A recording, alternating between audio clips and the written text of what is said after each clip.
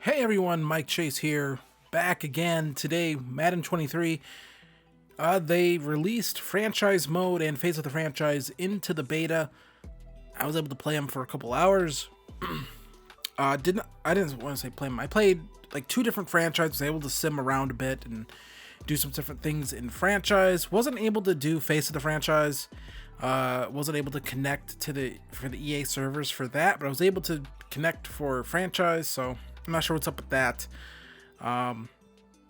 Maybe that mode's so bad they don't want people to look at it right now, so I don't know. So Madden 23 franchise, it's the same as Madden 22 franchise. There's nothing major here, new.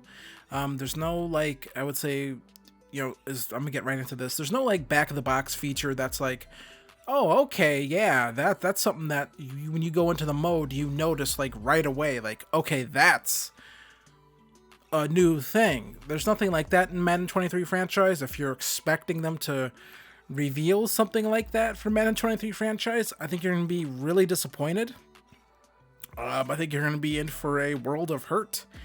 So if that's something that really matters to you, I would say, if that's something that's like, if that's what you're holding off on your pre-order for, something like that, I'm sorry to tell you that there's nothing that's really new. There's no big new feature here in Madden 23 franchise, unless they're even hiding that from the beta at this point. I just don't really think that's the case. So I think right now there's just nothing new here. There's nothing major here, and I think that's going to be really disappointing for a lot of people. There's nothing in here that's like I said before, that's like wow.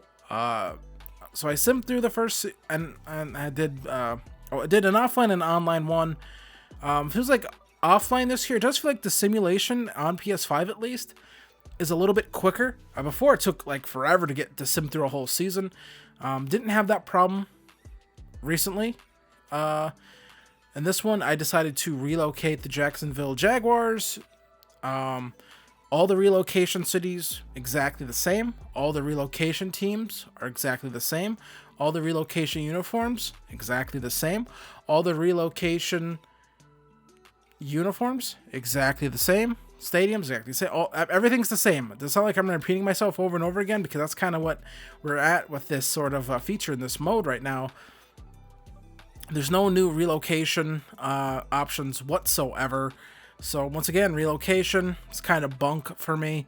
Just, kind of a worthless feature still in here. Not getting the updates that we've asked for and have wanted now for really 5 to 6 years. We've wanted, some of these teams have been in here for, 8 to 10 years now, almost, it feels like, right? I mean, I might be going a little too extreme, but I think it is closer to 8 years now where we've sort of had the same relocation teams. Well, they're still here. Same stadiums, same uniforms, so which is really disappointing, because you have a lot of talented people in this community. Don't tell me you can't come up with more than like 2 jersey options, 2 uniforms options for some of these teams. Like, don't give me that. You still can't like mix and match. Like, what if you like the helmet from one jersey concept and the pants? I think C4 talked about this before once. What if I like the jerseys from one thing and the pants from the other and the helmet from another? Why can't I just like pick and choose? You still can't do that. So that's disappointing. The improved scouting, it is improved. Both times I wasn't able to actually draft players because the thing kept crashing on me. But I went and looked at the players who were scouted. The main attributes were scouted. So, there is that. They do scout the attributes that they actually need to scout. So for quarterbacks, I remember before, you didn't always have their accuracy ratings scouted last year in Madden 22 once they did the scouting update. Now that is one of the things that actually is scouted. So that is a positive. For quarterbacks, their coverage ratings are scouted. So I think that's a really good thing this year to... That's really is a basic thing they should have just got right out of the gate. Draft presentation, still exactly the same exact looking stage. Players don't come up on the stage at all unless you're the one who's drafting them. I'm assuming, right, because it's the same stage, so I'm assuming it still operates kind of under the same thing. They still do the fake fog of war thing where they don't show you the attributes of the, or at least they don't show you the overall rating, even though the next screen after the draft you go to, you see the overall rating. That's sort of still the same thing in the game. So like I said, it's just one of those things where, you know, if you're going to do the fog of war thing, commit to it. Make me have to go through, you know, the preseason with the players to figure out the ratings. That's something that's still the same. There's no like training camps or anything like that you can send players to.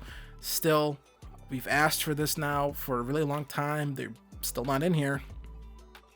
So that's disappointing. The new contract structure thing, I guess that's the one big new feature.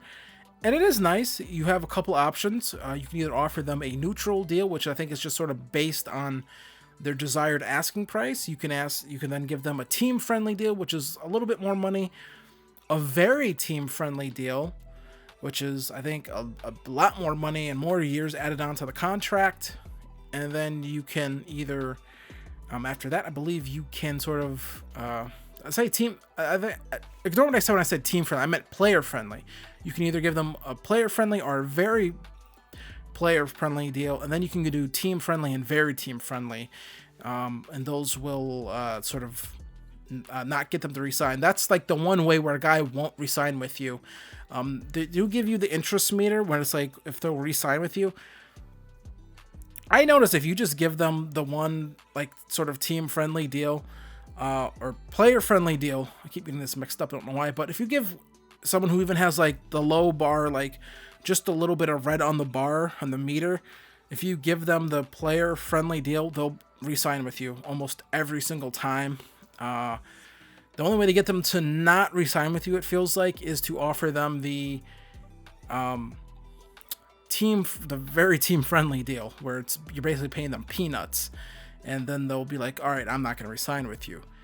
When you go into actual free agency, it's sort of the same deal.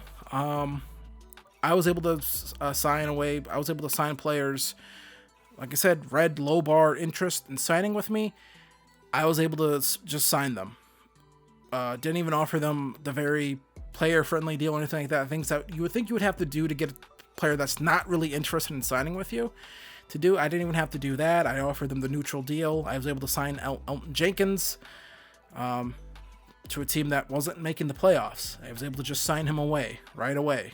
So, yeah, I don't know if those work as intended. I didn't notice a difference, really.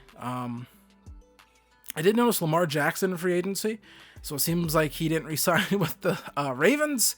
So, you know, maybe for guys who are doing franchise this year, that might be a quarterback that you're going to see a lot of people sign, is going to be Lamar Jackson. You're going to see a lot of people sign him because it looked like the few times I simulated into the postseason, postseason free agency, he was a guy who was very frequently would sort of be a free agent. And yeah, so that's not pretty good.